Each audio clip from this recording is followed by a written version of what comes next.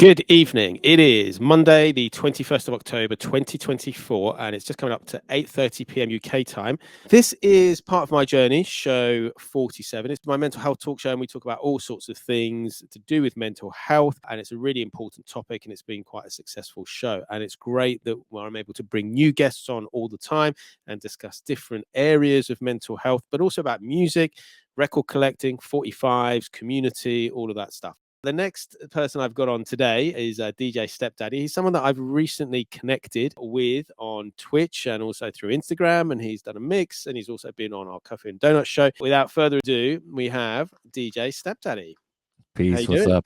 I'm doing well. Thanks for having me. Let me just try something. We're using a new system here, so we're going to try this. Some applause. I love a good applause. That works. We've got our first guest in already. Let me have a look. There he is. It is Barty Cuts. Thanks for taking the time. Thanks for being on the show. We'll go through, obviously, a timeline, sort of history of your sort of musical career. And as always, with my new guests who come on the show, I always like to take them right back to the beginning. Who was it in your life who first got you into music? What age and what sort of music were you listening to? I'm going to say it was definitely my mother. I'm going to say it was right around the age of 5. I remember we used to go to this pizza parlor I was living with her in Tucson, Arizona at the time. Forget who sings the song, but the song is Tie a Yellow Ribbon. Yes, I know. I don't know who sings it, but I know the song. I just remember being in this really authentic Italian pizza parlor, pizzeria, with the red and white tablecloths and the paintings on the wall, Mom, can I have another quarter? Can I have another quarter? And just playing that song over and over and over and over again. So it was definitely her. She was a huge music fan. She was really into late 70s, early 80s country western music. She actually looked a lot like Dolly Parton. So a lot of guys, she kind of used that one. A lot of dudes were really interested in her because she looked like Dolly. So she was constantly listening to stuff like Eddie Rabbitt, Dolly Parton, Kenny Rogers, the Oak Ridge Boys, some of the outlaw country stuff. And then there was another one, my older brother, right around the same time, I was maybe 7 or 8, the Journey album, Wheel in the Sky. Some of those first early songs that you hear that really stick with you. And then I want to give my father some credit too. He had Stevie Wonder Songs in the Key of Life on LP. That album really hit me so deeply, and I connected with it so much. I have 2 copies of that album now. It is one of my favorite LPs of all time. A couple years ago, I got to see Stevie Wonder perform in Lake Tahoe. He actually did a DJ set, which was phenomenal, watching a blind guy DJ. Incredible. Yeah. I mean, I'm just sort of thinking and about so many questions, right? Like, how does he choose his songs? But I know that he can type better than most of us on his iPhone. So I know the dude's super talented. But that album itself was extremely influential on an early age. And just his articulation of the world through a blind man's eyes, was so touching to me. He is just a wordsmith and really helped me see things differently. As funny as that sounds. This Twitch which slaps is informing us that it was by Tony Orlando and Dawn. Word. The tie, the yellow ribbon. And I'm assuming when you're asking for quarters, I may be wrong, but you're asking for quarters for the jukebox, for the 45? Yes, for the jukebox. So even from such a young age, you're still, it's the vinyl. Yep. I just turned 52 last year. I'm from the way back days. Analog days. Yeah, exactly. Well, yeah, only got a couple of years on me, but yeah. Okay, so that's obviously the sort of inspiration. Obviously, your mum and your dad, Stevie, being a big sort of influence. How does it sort of progress from there until you get to sort of start buying records? MTV was hugely influential in me. I forget what year it actually started. Someone in the chat might be able to help us out there. I want to say it was between 80 and 82. And then I also got a little older and I was able to go to the mall. I started working at a very young age. I had paper routes at the age of 12. And so I collected a lot of money. So I worked and I saved a lot of money. And then I spent a lot of my money on skateboards and music. And it was skateboarding to the mall. It really started with more punk rock music, more punk rock records, like JFA, Black Flag, Dead Kennedys, stuff like that. And then my dad would come in my room constantly and be like, turn this shit down. Like, this is garbage. I want to rewind it a little bit. Back in 1979, I heard Rapper's Delight when it first came out. I was living with my mother at the time. My parents are separated. I had this Saint Bernard dog that was huge, and I was just this little tiny kid. And I remember just riding my Saint Bernard around town, and I had an AM radio connected to his collar. And I remember listening to that song and trying to rap it. And that was like my first obvious introduction to rap music. I loved it. And all the kids in the neighborhood were scared of me because I rode around on this giant dog. And then fast forward back to what I was saying, my dad would come in and pound on the door and tell me to turn down the punk rock music. So I started buying Run DMC, Rocket from Herbie Hancock, Jazzy Jeff and the Fresh Prince were huge influences on me. I started playing hip hop, and my dad never came in and pounded on the doors. Oh, really? That's So interesting. my dad's Mexican, and so maybe he had a little bit more something for the rhythms. He didn't like the yelling and screaming of the punk rock, and it was anti-establishment, and you know, my hair was cut weird, and I was, you know, listening to this crazy music and skateboarding all the time. That's all I wanted to do. So that's kind of how I started collecting music. And then when I was about 13 or 14, my older brother took me to my first concert, and that was EPMD, Jazzy Jeff, the Fresh Prince, Public Enemy, and Run DMC. That's quite a lineup for a first concert. I already knew that DJing was cool, but after that show, it solidified that I was like, yeah, I'm gonna fucking be a DJ, because I got to see three of the greatest DJs. I got to see DJ Scratch from EPMD. I got to see Jazzy Jeff. Actually, four of the greatest DJs. And I got to see Terminator X, and I got to see Jam Master Jay. It was an amazing concert. I was scared as hell. I was a little tiny white kid surrounded by giant people. S1W scared the living shit out of me. These dudes were in camo. They had fake Uzis, and I had never heard of Public Enemy before. I was so fucking terrified. And then when Run DMC came out, everyone rushed the stage, and my brother got pushed 50 yards away from me, and I was kind of over here, and I was rapping all the words, and this guy looked down at me. He was just this giant dude, like 6'6", and just muscles. And he looked down at me. He's like, "You know all the words to this shit?" And I was like, "Yeah, I love this music." He picked me up and he put me on his shoulders. And he's like, "You okay?" And I'm all, "Yeah, this is great. This is rad." I got to see the whole show, and I looked over at my brother, and my brother's eyes were just like amazing. He looked, and he mouthed off to me. He was like, "Are you okay? Are you okay?" And I was like, "Yes, I'm having the time of my fucking life right now. This is so great." And that solidified it for me. Amazing. And it's so interesting because I get so many guests on the show, and everyone pretty much references Public Enemy.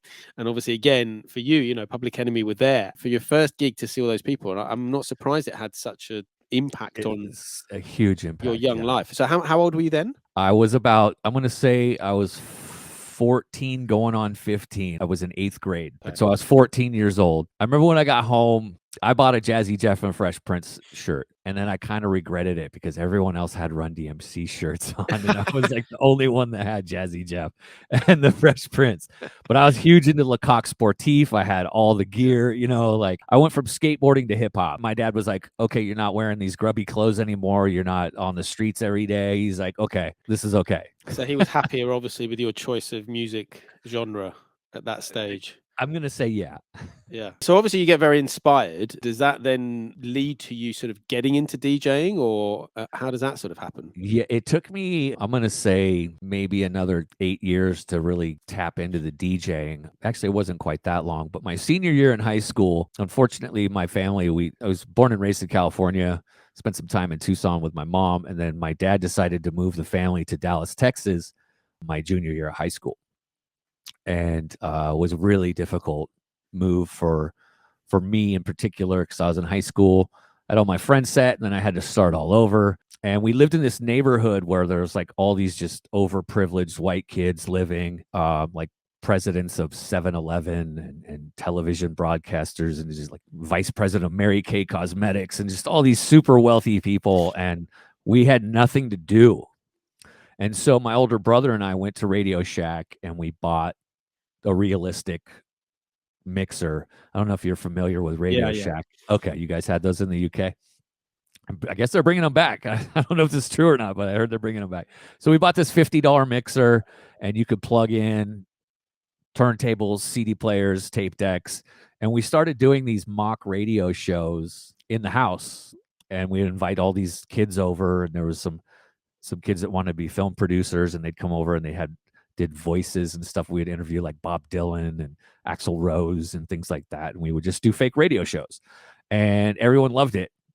And we'd record it, and we'd hand out tapes, and people were all over the neighborhood just listening to the tapes, and that was kind of my first step into DJing. I left Texas as soon as I could, right after I graduated, and I came back to California, and then I moved to Lake Tahoe, and I was working with California State Parks there, and I ended up becoming a forestry fire management crew coordinator. I did a lot of prescribed burning, but I still had this passion for music and hip hop and throwing parties, and so I started throwing parties, and I still had that shitty mixer and a belt drive turntable and 2 CD players and a tape deck, and I wasn't really technically mixing, but I was just playing music, and we were throwing these great parties.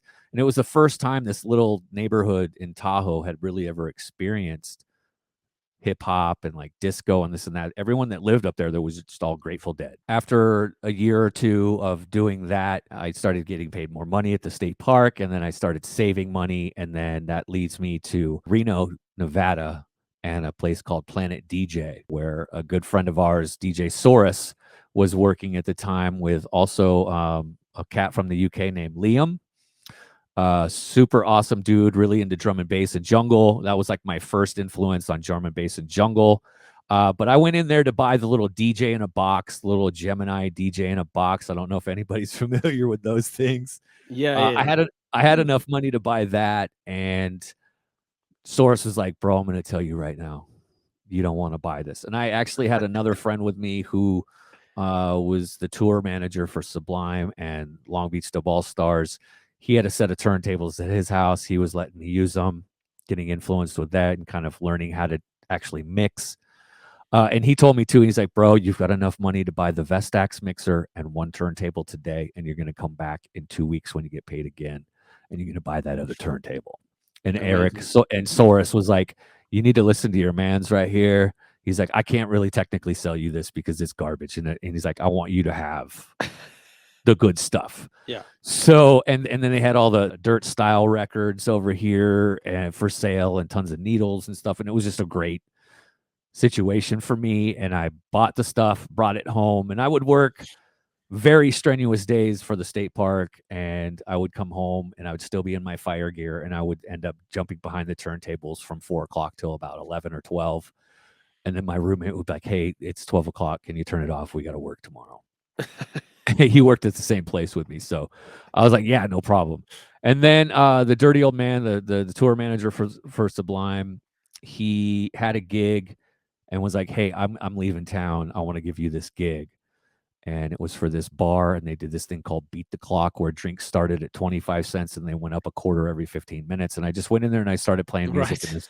And this guy came up to me one day. He's like, "Bro, you're playing some great music." He's like, "But you need to learn how to match your beats." I was like, "Yeah, dude, I know. And I went home that week, and that's all I focused on was matching my beats and getting that lined out.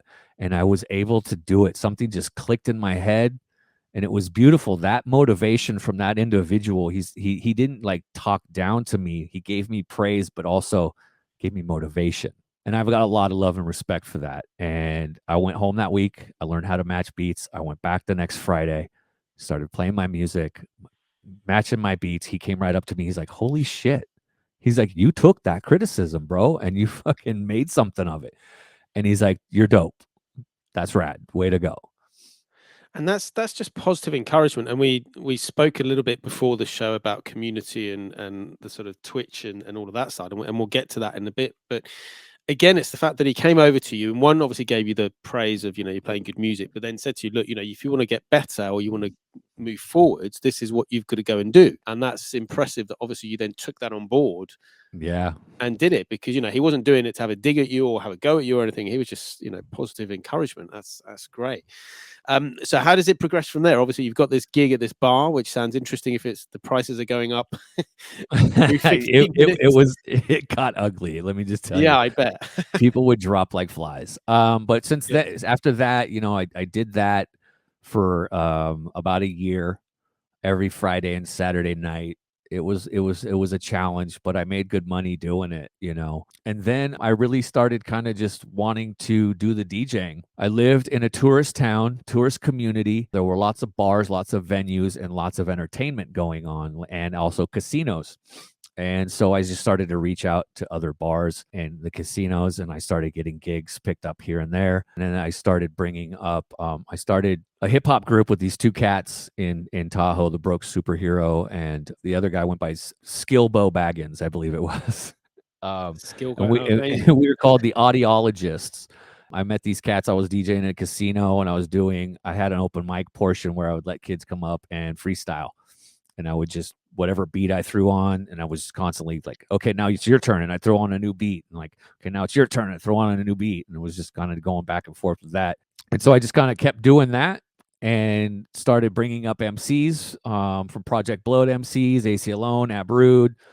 Did some shows with AWOL 1, Shapeshifters. Was like, yeah, this is what I want to do. And I was starting to kind of hit the alcohol and the drugs a little too hard. And I ended up kind of fucking up my job with the state parks, and I ended up losing that job, which was okay at the time because I was like, I'm just gonna fucking DJ now. So I don't need that. I do regret the way I went out, but I also know that it's part of my journey. So I was there in Tahoe for a very long time, and then I was kind of tired of being a big fish in a small pond, and I had the opportunity to move to Long Beach California, and do some music projects down there. I ended up working with Dizzy Dustin from Ugly Duckling, and Young Einstein, and a cat named Swiss Precise. I don't know if you're familiar with Swiss Precise. I know that he's toured over there in the UK, part of him and Monk the Liverfish. And so I went down there and I started kind of doing some cuts on some albums for people down there. And then I ended up doing a tour that Dizzy put on for Swiss Precise, this cat Ho Chi, and this cat Tabesco, and I was DJing for everybody. And that was an awesome 3-week tour. We called it the Beckham Came to Town tour. So we left. That's when David Beckham came over here to start his Miami team. And we toured all over pretty much the Western United States. We're gone for 3 weeks, and it was really, really awesome. Being down in Southern California was beautiful for me. That's when I really, really got to connect with AWOL 1 and like Tumex, Rifleman, aka LA Cool, mostly all Project Bloat cats. And I ended up meeting a woman down there and got her pregnant and had my son. She's a violent alcoholic. She ended up drinking herself to death.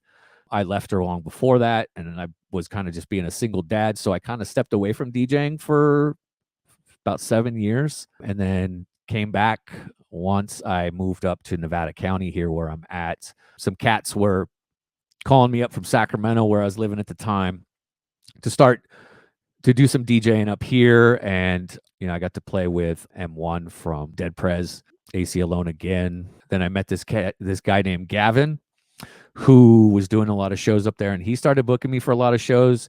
And I was coming up to this county also to do some trim work. There's a large weed growing community here where we live, and there's a lot of work, side work for you. And so I was doing that, and I just happened to be listening to the radio, and there was a advertisement for the local radio station to become a broadcaster at the local radio station. And I took that broadcaster training, and I decided to move my son up to here so I could be on the radio. That was a huge love of mine. I'd always kind of wanted to do it. And so being drawn up here to come DJ shows for a bunch of different MC acts, I've DJed for A+ from Souls of Mischief, from Scarab, from Living Legends, Gift of Gab, rest in peace. Such a beautiful human. I miss him so much. I also got the opportunity to play Zion I's last show. Unfortunately, we all got COVID at the show. My wife and I were sick for about 3 weeks. We thought we were going to die. Zumbi did not pass from COVID. He was actually murdered at the hospital that he was seeking treatment from. They wanted to give him some treatments that he wasn't willing to go through with, and they considered him irate, and the security forces ended up taking his life. And that was a huge hit on me too. I'm kind of shaking as I talk about it because he was such a beautiful human. We share the same first name. It's both spelled the same way with PH. My first name is Steven. Same with his. It was people like him that would recognize my skill and my DJ level and what I brought to the table in shows, and he would like, yo, man, you're fucking dope, and I really love having you open up for us. And that was a big one for us all here in Nevada County. He was very well loved here, as he was all over the place. So that's kind of where my DJing has kind of landed, is up here in Nevada County. I have 2 radio shows, one on kvmrx.org. You can tune in on Saturday nights, 8 to 10 p.m. My mission statement is I like to take people on a musical journey of all genres of music through the art of turntablism. The radio station has 2 stations to it, KVMR and KVMRX. KVMRX is like the redheaded stepchild of KVMR. I took the broadcaster training for both, started on the X, been doing my show for 7 years. We just celebrated our seventh year anniversary. And I am also now on KVMR on Thursday afternoons, 4 to 6 p.m.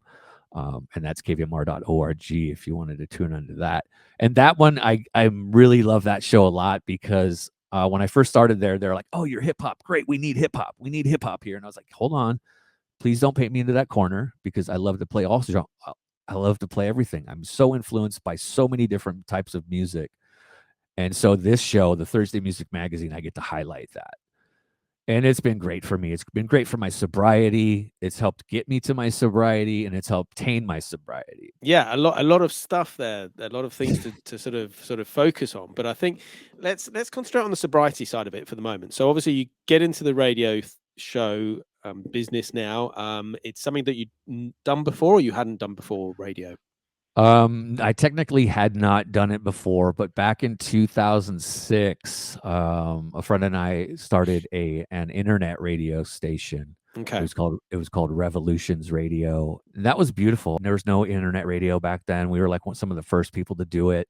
I got in touch with so many incredible people from that. And like, there was actually some guy from the UK that was actually sending us music. And we got all the way up to, like, I think the letter J before he shut it all down. He's like, yeah, I can't give you any more.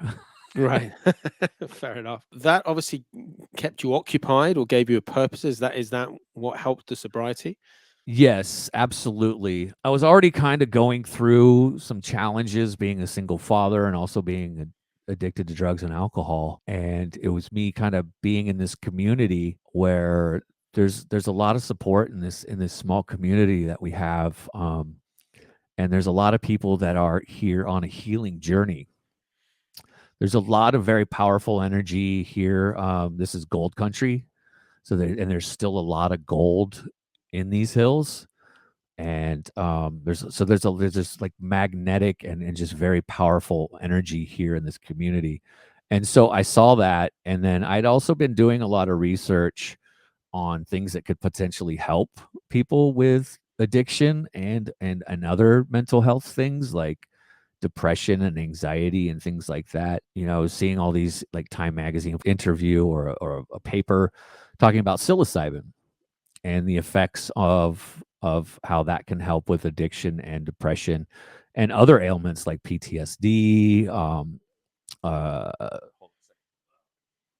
I have some notes on this. It can be helped for bipolar disorders.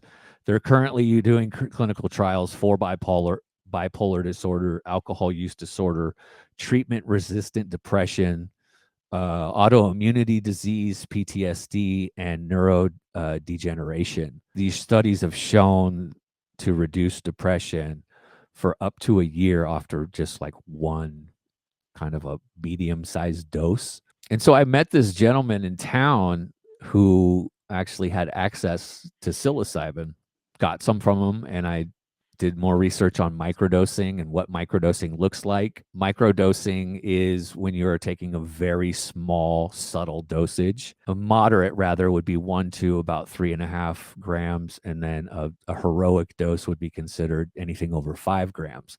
With a heroic dose, you're going to have a much deeper experience. And I feel like it's important to also state that I wasn't just going into these experiences like with nothing in my brain. You know, you have to go into these things by setting intention. And my intention was to become a better father, first and foremost, and partner, and also just to rebuild those receptors in my brain that might need to be rebuilt and that might have been damaged by the drugs and the alcohol. So I started working with this medicine. I took a couple of like 2-gram doses, and I noticed immediately afterwards, like almost the next following day, like if I would have in the past not set intention, I would just get high. You do get high off this, but at the same time, that following morning, I would want to crack a beer, smoke a joint, or get some cocaine. But this didn't happen this time after I set the intention, and I noticed that. And I was like, and then a week went by, and I still didn't have that need to self-medicate. I took note of that, and then I started doing the microdosing. A microdosing is anywhere from 10 milligrams to 25 milligrams. So that's a very, very small dosage. And so I started doing those. There's a bunch of different regimens online. There's the Paul Stamets regimen. There's the Fadiman protocol. There's the Microdosing Society protocol. I prefer the Microdosing Society protocols where you take one and then you're off a day, and then you take another and off a day and on a day and so forth. The Stamets is so forth. It's like you take one, you're off a day, and then you have a transition day, and then you take another one. And a lot of people tend to like that one. I tend to like the every other day. It tends to work a little better for me. And then it gets to the point where you can really start to taper that off. You can actually only need to maybe microdose once a week. And then maybe 2 months later, you might be going through some shit, or you might be having these urges to seek alcohol for help through your problems or whatever. Then you can kind of take a larger dose and see how that works. So I've been doing this now for 7 years, and my mental health has been better. I'm still dealing with challenges. I hurt my back 6 months ago working for the United States Postal Service, and haven't worked since. It was very challenging for me being at home every day, being in pain, not knowing what to do. They weren't giving me proper pain medications because there's this huge pain epidemic right now, painkiller epidemic going on. And I didn't really want to step into that being in recovery. So I've been dealing with this pain, trying to deal with it myself. And I've been having some challenges with my mental health as of late. Honestly, I went to the ER about 3 weeks ago, just kind of wanted it all to end. And I've never been one to want to take my own life, but I definitely felt sometimes where I just didn't want to live anymore, you know? So I've stepped back into the microdosing. It's been beautiful to see how we've been able to help people, but also while you're helping other people, I forgot to help myself. I had stepped off giving myself this medicine, and the depression came back, and it came back strong. And rightfully so. I had some things going on in my life where I didn't know how I was going to take care of my family and provide for my family, and that's my number one priority is to do that. Both my future wife, and I have been clean for 5 years. We had a very, very, very expensive cocaine habit. We like to do a lot of Molly. We like to party. We were doing pretty much everything, and we went through this together, and it helped us so much. So we really had to help other people with it. And that's been a huge part of my growth as a human. Our children are so grateful to us that we're present in their lives and that we did this for them. And there's just so much love in our household now. It's a beautiful thing. Psilocybin has been the number one factor in me getting clean and me becoming a better human. Amazing. Again, so much to sort of discuss there. It's a process, yeah, right? Yeah. And obviously one of the things you were talking about, Spectra Colors, saying, pain management is so complex. Indeed. But also it's, you live in the US, so things are very different there. Obviously you don't have the National Health Service that we have sort of here. So obviously even getting access to pain killers and all the rest of it is expensive, isn't it? It's become a huge problem. One thing I left out, my wife and I were partying so much that I had a drug and alcohol induced stroke. Right. And I ended up breaking my right leg. I spiral fractured my right leg one night. Sent me to the ER. I ended up having to get a titanium rod put in my right leg. I'm still dealing with some pain from there. They were giving me pain medication there. It was that moment that I realized I cannot keep living on this destructive path. And it was that wake up call that helped put me back on this path of sobriety. And so I give a lot of thanks to her. She had to revive me. She had to deal with the whole situation, and I love her so much for helping me out there. So yeah, the whole pain thing in the United States, Obamacare really ruined the healthcare system, and it goes further back than that too. I know it was Richard Nixon that signed this whole bill about making healthcare for profit, and it's something I'm really against. And so since I hurt my back, they won't even give me proper painkillers. I get naproxen 500s and some very light um, muscle relaxers, and I'm actually doing my best to like wean myself off of those right now and just kind of deal with this pain. I've got this numbing like number 3 to 4 pain in my lower back pretty much constantly. I used to be able to DJ for like 5 hours at a time. Now it's about an hour and a half to 2 hours that I can really kind of stand, or then I need to sit down. Special Colors also saying glad you're still here. Yes, thank you. Which Big ups, Double P in the chat. Yeah, we got Double P in the house as well. He's the one who kicked off and inspired this show in the first place. So great. Yeah, he sure did. Double P here.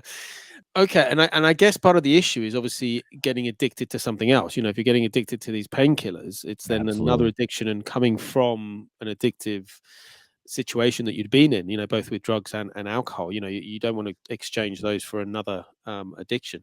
Yeah. But if we come back to the sort of microdosing then, so I mean, people who don't know, associate mushrooms with sort of trips and visuals and crazy sort of experiences. When you're using it on a much smaller scale and microdosing, what is the impact on that day to day? It's such a subtle dosage that you shouldn't feel it, and that's something that we tell people when we're helping them. They're like, I've got a lot of friends that are like, dude, I don't like mushrooms. I don't want to trip out. And I said, that's okay. You're not going to, this is such a subtle dosage of it that you're not going to, you technically feel it. You don't want to feel it. However, the medicine is so strong that it works as, it enhances creativity for me. It enhances energy. It makes me feel more connected to the universe, to nature. It kind of brightens your world a little bit, but you're not getting tracers. The trees aren't breathing. Things like that aren't happening. There are some other notes that I wanted to kind of bring up about the microdosing, and that's the practice of consuming perceptible doses of psilocybin. A proper microdose is between 1/10 and 1/20 of a spiritual dose. So 0.1 of a gram, 10 milligrams is 0.25, and should not cause impairment. Microdosing may facilitate improvements in one's thinking, emotional, and cognitive state.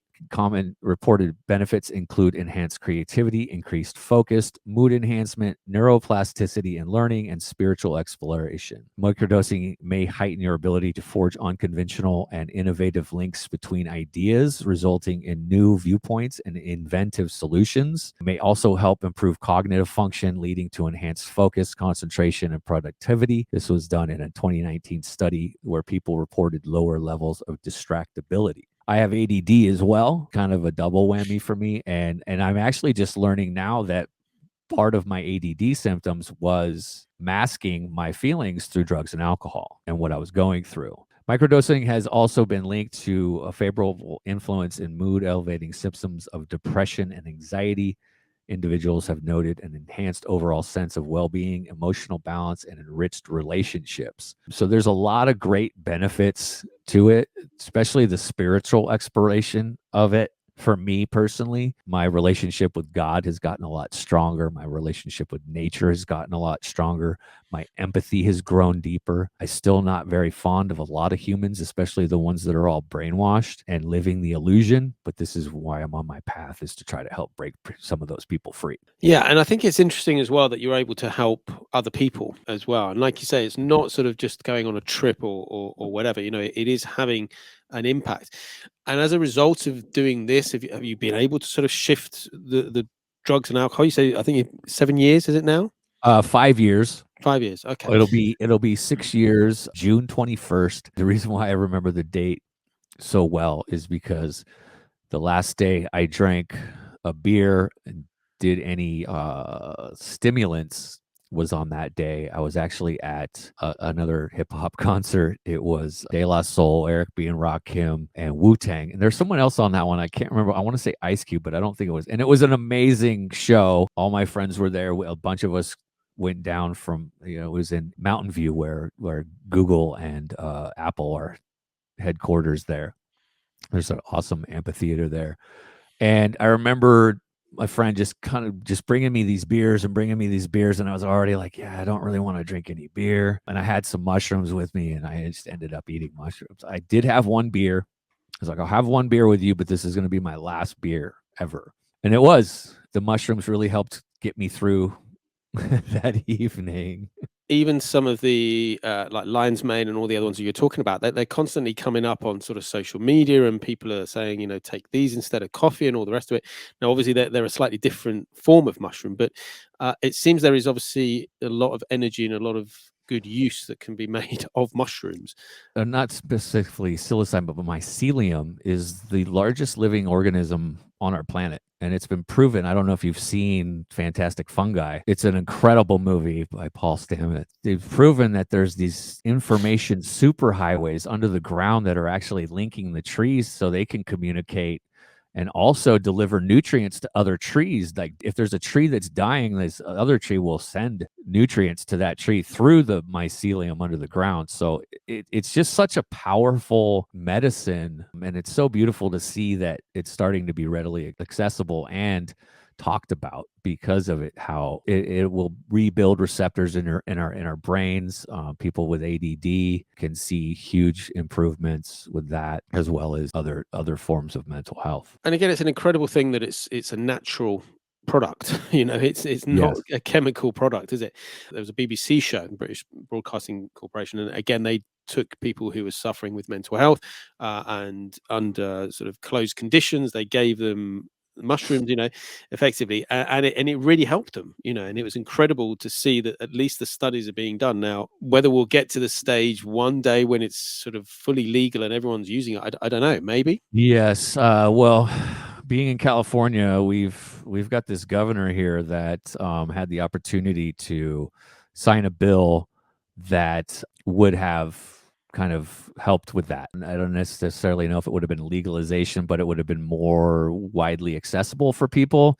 And he denied to sign that. And the reason being, I feel, is because they haven't figured out a way to monopolize the money flow to come from that. Once they legalize marijuana here for recreational and medicinal, I was part of the whole Proposition 215 movement back in the mid 90s. When they legalized it here in California for medicinal reasons. Huge advocate for that. And then, was really advocating for this mushroom thing to go through. But one thing about the medicinal marijuana thing is that they were able to figure out how to monetize the legality. And one of the parts of the legality was if you were going to sell your product, you had to have it tested for chemicals, et cetera, et cetera. And the only person that owns one of the main testing facilities is the son of an ex-governor from our beautiful state here. It was Governor Jerry Brown's son. So they've learned how to make the money and steal the money. I don't have a lot of love or respect for that. I just saw an article this morning from Wall Street Journal saying that Johnson & Johnson has created a ketamine medicine. They'll probably charge $1,000 a piece for it or something outrageous. And I know that there's people like, I don't want to say her name, but she's a famous actress, and she's been talking a lot about mushroom medicine and how it's helping in microdosing. And she's selling her microdose kits for, I think, like $350, and it's like a month's supply. And I think that's absolutely ridiculous. And it really upsets me that people are really they don't want to help people. They just want to make money. Yeah, it's always about money. It's really interesting. And thank you for being open and honest and talking about that. And obviously there's some people Of course, who yeah. Have experience of it, some people who don't have experience of it. Obviously things are different here in the UK to the US at the moment. I'd like to add one thing, and that is that there is no cure-all, especially mental health. I take this medicine and it works for me. However, there's other steps that need to be taken. Therapy, exercise, eating right. There's a lot of different things that we need to do to make sure that things are working and we're doing the proper things to help heal ourselves. And it was during an ayahuasca trip, after an ayahuasca trip that I took a couple of years ago. And one of the facilitators said that ayahuasca isn't a catch-all. It's not a cure-all. He's like, the most important work that you're going to do when you leave here today is the work that you do on a daily basis after this, and that's seeking therapy on a regular basis, exercise, like I said, eating healthy, navigating your life, and noticing that we can't just have no negativity in our life, but it's how you're going to deal with it. And if your negativity comes into your life and you're going to deal with it with drugs and alcohol, then that's another negative aspect that you're putting onto it.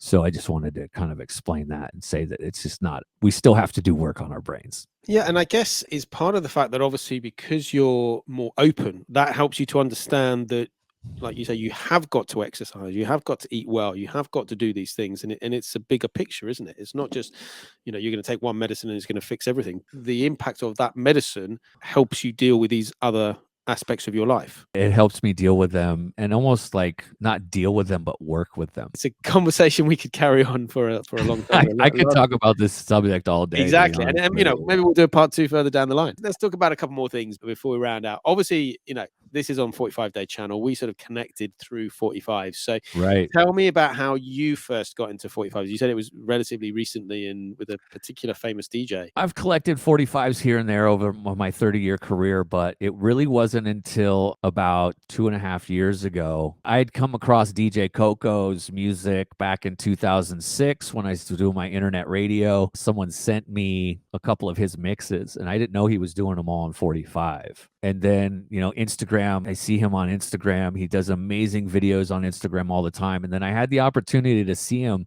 a little bit of over a year ago in San Francisco at the 45-day sessions. Big up Source and Platter for having him out. And if you go online, you can actually see me in the videos because I'm less than 10 feet away from him. I literally got to watch him DJ from the side angle that he does his videos. If you look, there's a couple other videos from the other aspect looking the other way right at me, and I have the biggest smile on my face. I have a blue sweatshirt on that says Vestax on it, a Vestax sweater. One of the greatest and most inspiring days I've had in a very, very long time. So I owe a lot of it to Nice. Double P got to meet Coco last year. He's such an awesome character. I got to send a big shout out to like Shaw at Bumrush, Dr. Diggins, Juno UK. There's a few others out here, Numero Group. After seeing that with Coco and stuff, and I was like, yeah, I need to do this 45 thing. I started to do it, and I realized like it's not as easy as it looks.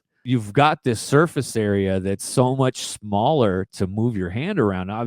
I'm pretty heavy-handed and like just not a very soft touch, and which worked fine on the 12-inch, but I've had to kind of slow myself down, and having ADD and ADHD is very difficult sometimes, but I've had to slow down and kind of take my time and kind of relearn finger placement on the record and gentleness and these other things. And it's been really, really great for me. I've been digital DJing since pretty much Serato came out. I stopped collecting records for a really long time. This new whole 45 thing has really ignited a new passion for DJing within me. And I thank people like you for that as well, for having me on your 45-day stream and the coffee and donuts. It's just really awesome to see how many people are just so into 45s. I've been playing some of the best sets of my life since I switched over to 45. And I can do some great stuff with the digital. You've got so much access and so much room for creativity there. But I feel like the 45s really just hone just how dope you can be, the simplicity of it. It's almost like a limitation, isn't it? It's sort of, you're limited to 2 7-inch records. You've only got like 3 or 4 minutes on each. And, like you said, it's much smaller and it's just a lot of fun. It's so much fun. And I want to send a shout out to my wife. She just started. I've been teaching her. She's been wanting to jump behind the turntables. We've been together 8 years, and it took her almost the entire 8 years to finally jump back there. But she's huge into collecting 45s now. Now I have someone fun to go dig with. I'm finding records for her. She's really into new wave and 80s. So she's just been tapping into that, and it's just been really great, and it's made our bond even stronger. Talked about community and what we've got here on Twitch, but we've also got lots of families, and we've got like the 45 kids. So we've got like husband and wives who DJ. We've got Double P. He's a great example. Double P DJs, his wife DJs, his son DJs as part of the 45 kids, and it's great to see music and particularly this format bringing families together. Yeah, music really does bring so many people together.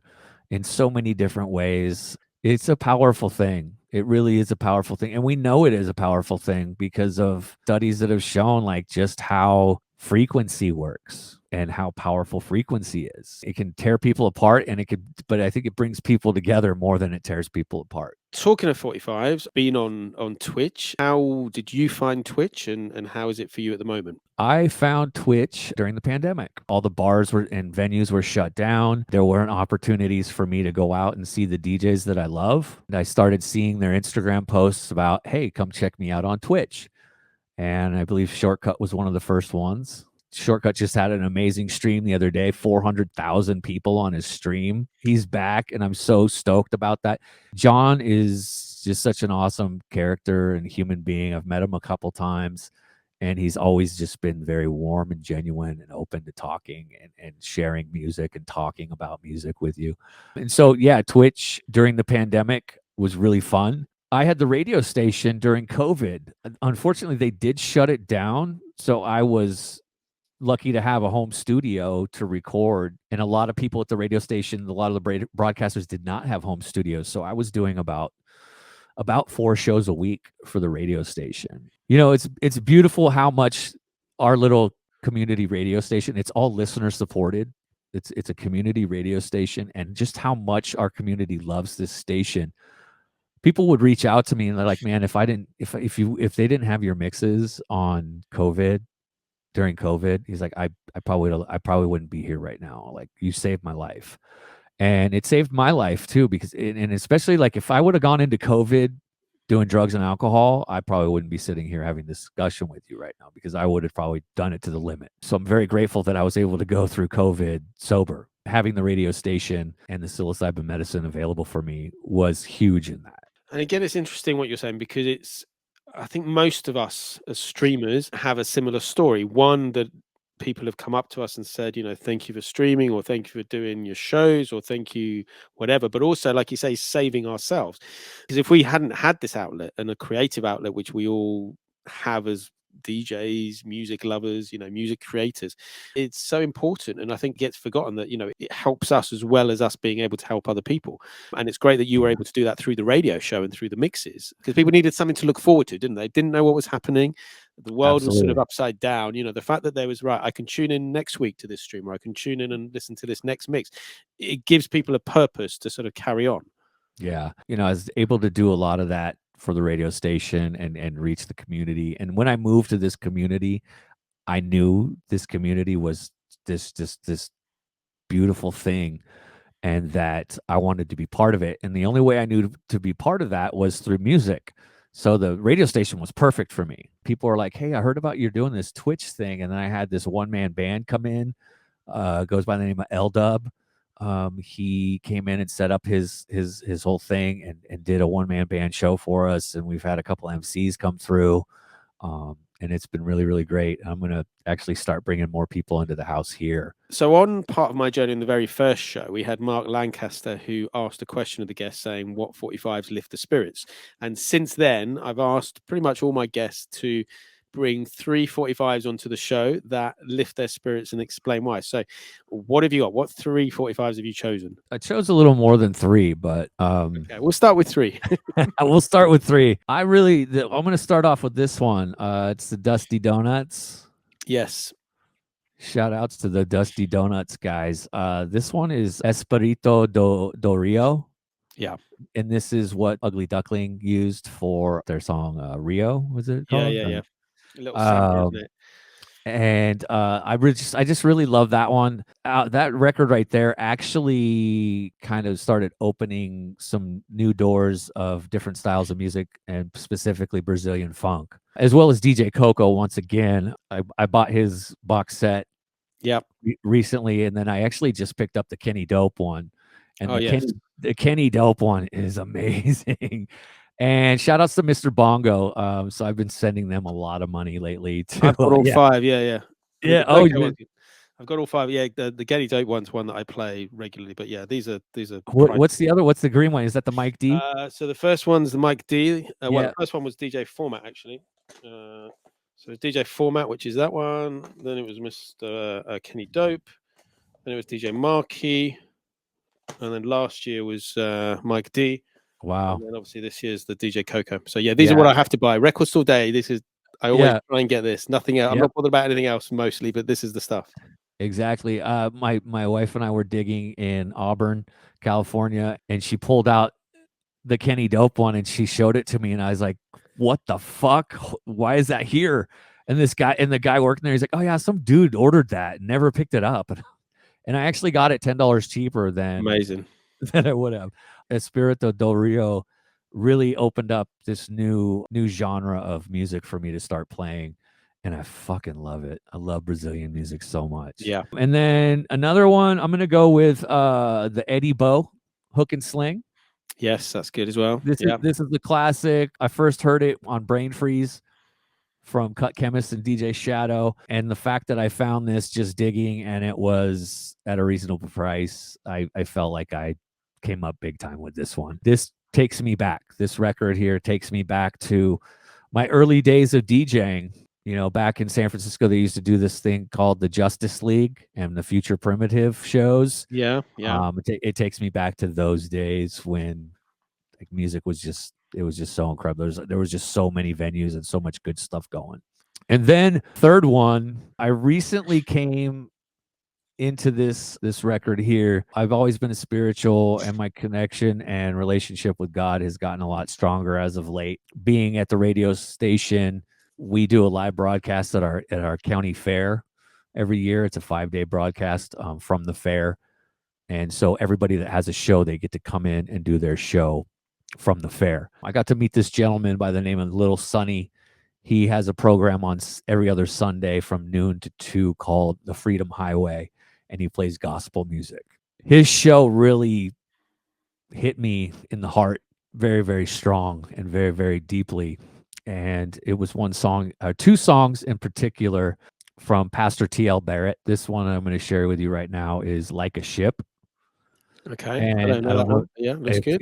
If you never heard it, it's a beautiful song. It's you know, I feel like a ship. I feel like a ship without a sail. I went out searching for pleasure. All I found was pain.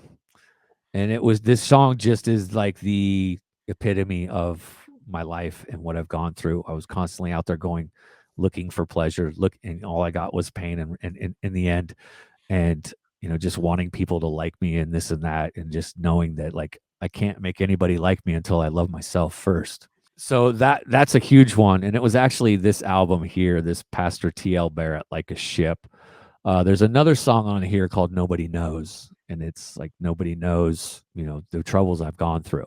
It's music like that. You know, music has always touched me in certain ways and brought out emotions in me. And those two songs, particular for me as of late, have really resonated deeply with me. Amazing. Yeah, three great 45s there. And I just want to say thank you to Empress Lil, who's just donated to our 45 Kids charity.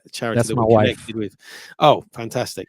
As part of the 45 Kids, we raise money for a UK music therapy charity here in the UK, and they help children with special needs. I just got to say, that's so dope too, that you're doing the 45-day kids thing. It's rad. It's been an incredible journey for them, and it's great to see them connecting and DJing together now out in real life. You know, we've done lots of streams, and it's great to see them connecting and having really good friends as DJs. You know, just like we as adults, when we meet other DJs, you know, we're great friends. It's impressive to see how the kids are sort of doing exactly the same thing. Right, we're coming to the end of the show, so the last section normally is called Confectionery Corner, and I ask guests to bring on either sweets or candy or chocolate or something that may have a resonance in their life, or like retro or something like that. And I think you said you picked something up. Actually talking with my wife about this one, and we had an awesome little kind of stroll down memory lane. As a kid, I was very, very addicted to sugar. That was my first addiction. I just wanted it all. Oh, and then if there was like a new candy that came out, like I had to try it. What stands out the most to me, I had a really great friend growing up. His father worked for M&M Mars, who produces Snickers, Mars, Three Musketeer, M&Ms. I would get to stay the night at this guy's house all the time, and the third drawer down from the silverware was the candy drawer. Help yourself. I was whatever you want. And it wasn't just the little ones, it was the king size everything. And I'd have to say that my favorite of all time is the Snickers bar. But like I said, being a kid and being addicted to sugar, I was always on the hunt for something new. I was a big fan of Skittles until I found out all the horrible dyes that they put in them and what they do to our brains. The whatchamacallit was a big one. I don't know if you're familiar with the Abba Zaba, but it was like white taffy with peanut butter in it. It's like, that sounds absolutely disgusting, but it was Right, like, hold on. So it was like, taffy, I it think would we call stick it. to your dental work. Yeah, Like, taffy's like sort of like nougat, or is it like a toffee taffy? it's no, it's like a stringy taffy. It's Stringy sugar. stringy sugar, yeah, that Yeah. sticks to your teeth. Real Yeah. really good for you. Yeah, amazing, amazing. Well, that's great, and also it's always interesting to talk to people from other countries because obviously different types of chocolates and stuff. But yeah, Snickers is still pretty big here. You know, Is it called a Snickers over there? it used to be called Marathon, and then they changed it to Snickers to sort of tie in with the global branding. Sure. I'm just going to set the raid. Going to go and see my man Sideshow Mall. He's been doing. Did he cut his hair? Well, this is the last show tonight. It's the Okay. last show tonight. So if people don't know, he's basically doing a fundraiser to raise money for the children's hospice that he spent time in when he was, I think, 31 years ago, I think it was, when he had cancer. And thankfully, he was able to sort of get I didn't through know it. that. But he's doing Wow, save or beautiful. shave. He's getting people to donate Yeah, and decide yeah. whether they should shave or save his hair. I'm curious how long he's been growing his dreads It's since then. It's about since 30 then. years. Yeah, yeah. So Okay, I think my because it was his my hair was falling out, and I think he just did it to sort of have a resonance yeah, of having hair. absolutely. My wife has a very large set of dreads that go down past her bottom, and they're absolutely beautiful. Yeah, I mean, I can understand you have something like that. His are quite longer than hers, like maybe a Yeah. foot longer than hers. Not much longer, but and I know like the wear that goes on your neck and how heavy it can be, especially when they're wet. I think they look great, and I don't think you should shave them, but at the same time, I think it's great what he's doing. He's doing a fundraiser for it. Thank you so much for your openness, your honesty, talking about what you'd gone through, and yeah, it's great to see you on Twitch, and we'll hopefully see some more of you. I really appreciate you having me and being able to talk and share my part of the journey with you. I just got to say big ups to you for all you're doing. It's great. Really appreciate you. Thank you so much. That means a lot.